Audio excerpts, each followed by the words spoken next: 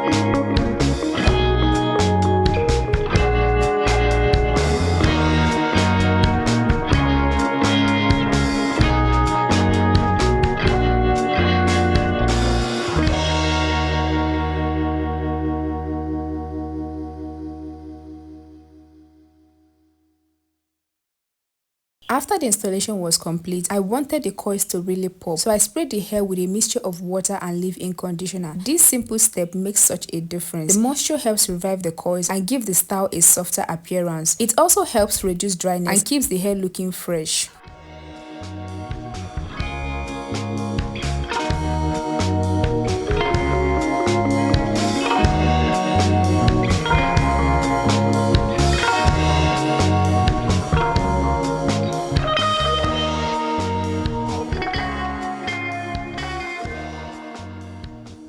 And here is the finished look. I absolutely love how it turned out. It's lightweight, it's beginner friendly, and it's beautiful.